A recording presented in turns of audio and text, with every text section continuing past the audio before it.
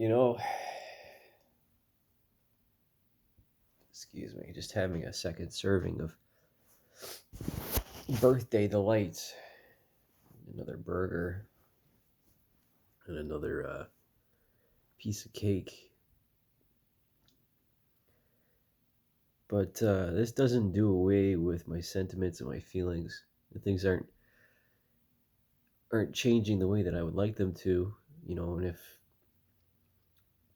you want something to change, then be that change. Right? Be that character, be that person. Now I'm thinking about, well, this time last year, on my birthday, I was completely alone.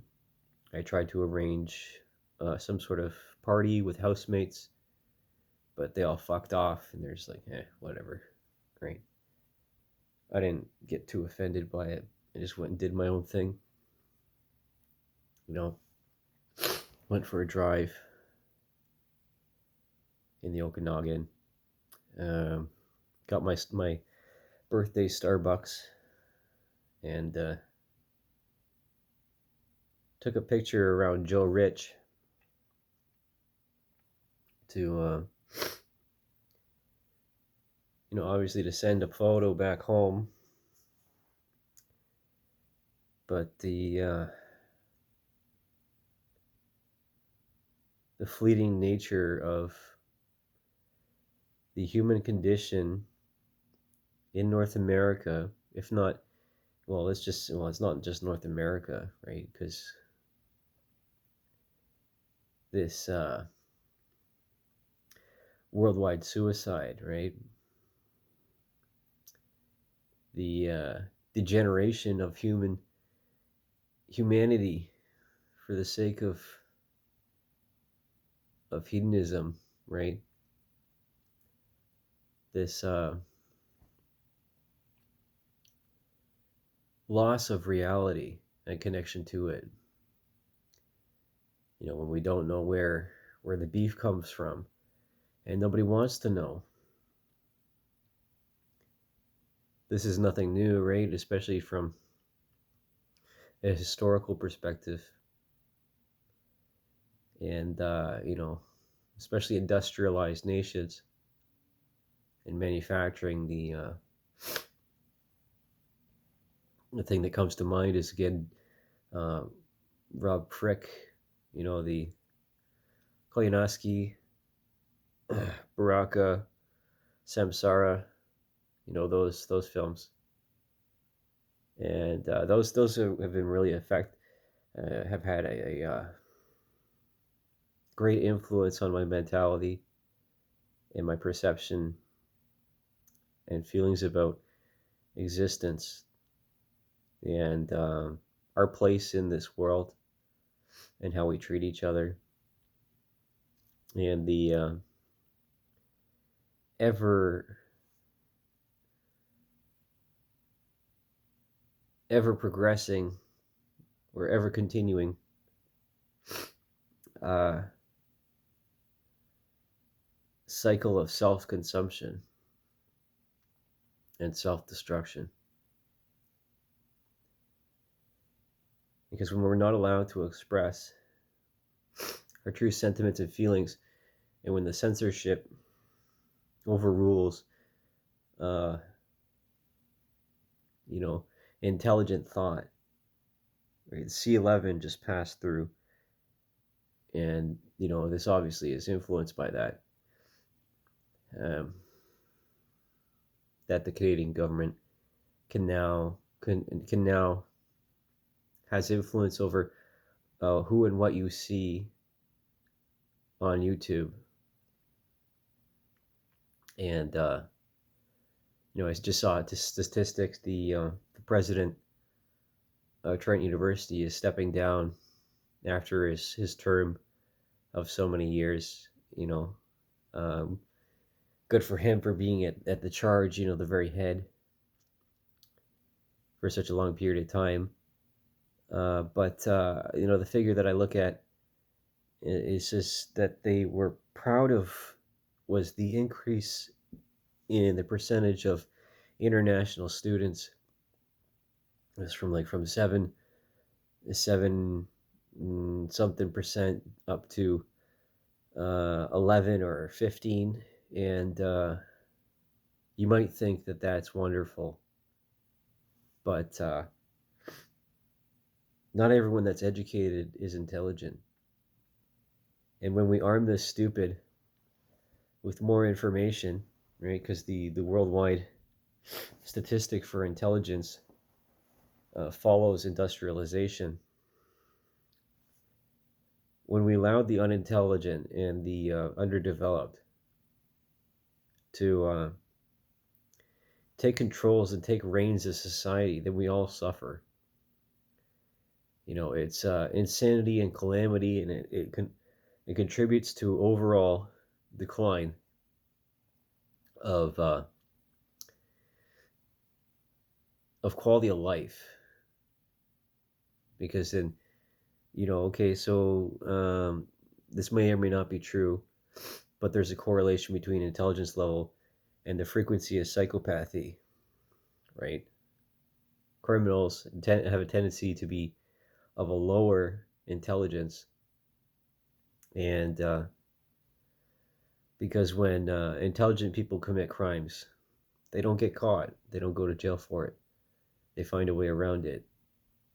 The thing that I'm thinking about is, well, okay, so in hyper intelligent individuals like Timothy Leary, or the Unabomber, or uh, you know excuse me, other academics, that when they're not heard and they're not listened to and they're not understood, then violence is the only next option, really, because you can't fix stupid. You can't. My opinion of humanity has changed quite significantly over the years, because we all have the capacity for violence. And again, if we don't have room for expression and room for um, the expulsion from the spirit, right, or from the body, right, to assert person and personhood, you know, the bubble and the boundary of each individual. My brother-in-law is going to be graduating from the UWO with sociology, and then thereafter he's going to become a social worker, so part of the College of Social Workers. And I'm hopeful for him. It's taken a long time. It's quite a bit of effort for him. Much later in life, especially, he's doing this all through King's College.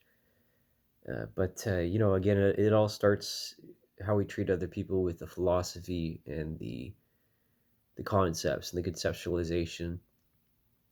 You know, and much of this, the academic world is, fucking stupid.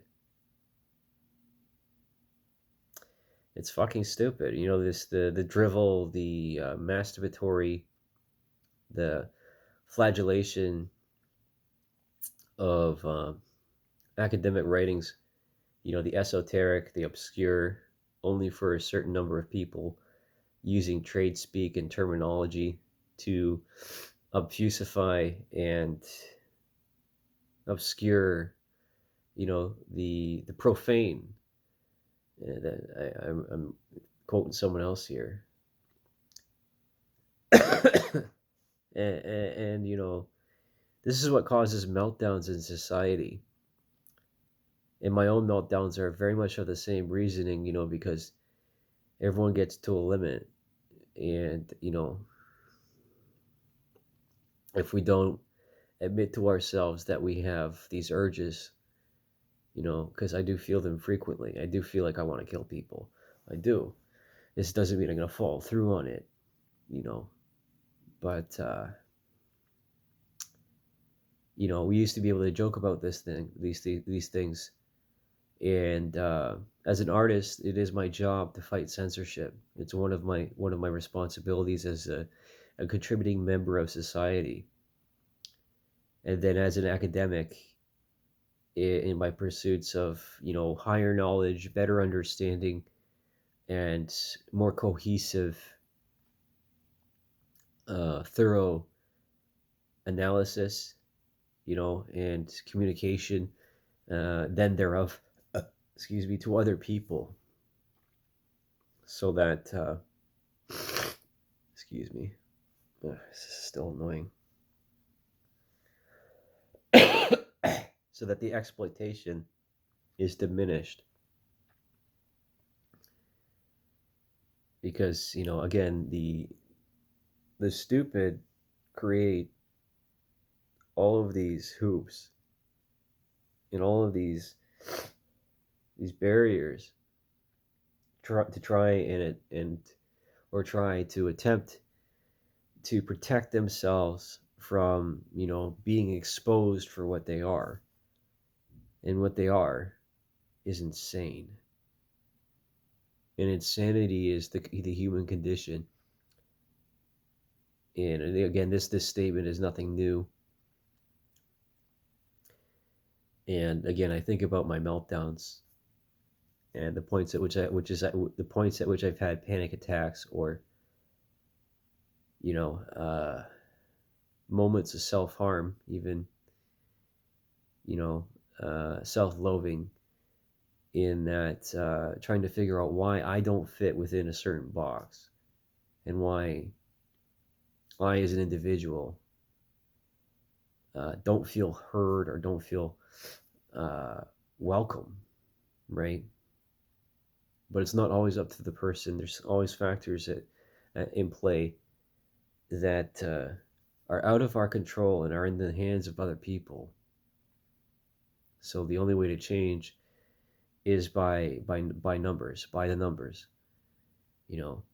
Squad 1, squad 2. Let's run through the entire drill, until it's automatic. You don't think about it.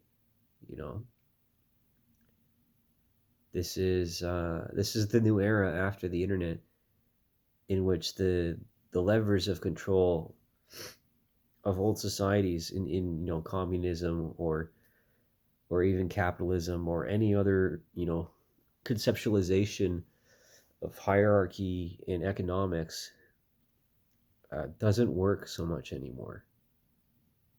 We have, the article that I think of is, again, we have a new aristocracy. We have, neo-feudalism that has developed out of, these conglomerates, these international business conglomerates, and serfdom rules the nation.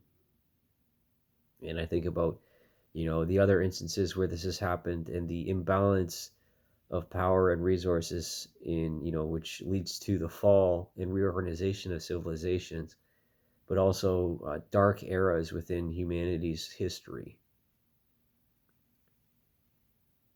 So, COVID was a meltdown for all of us. And, to think that someone might have done it on purpose, or that, a group of people might have done it on purpose for the sake of eugenics, or for the sake of,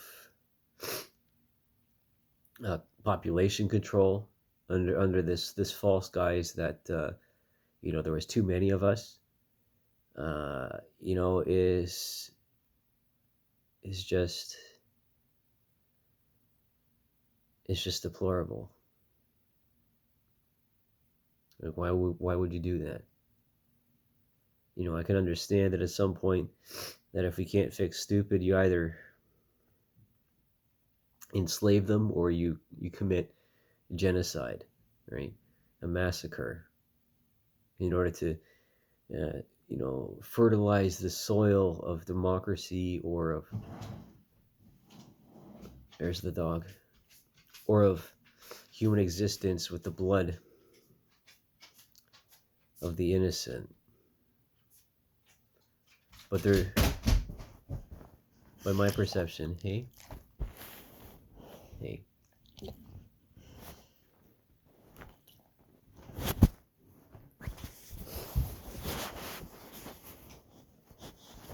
but by my perception, and obviously I'm encroaching upon a few years from 40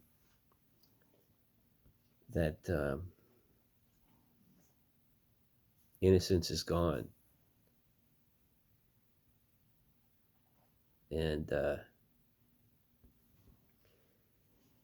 there's always consequences to our actions. But I would rather live a life with consequences than to live one in isolation.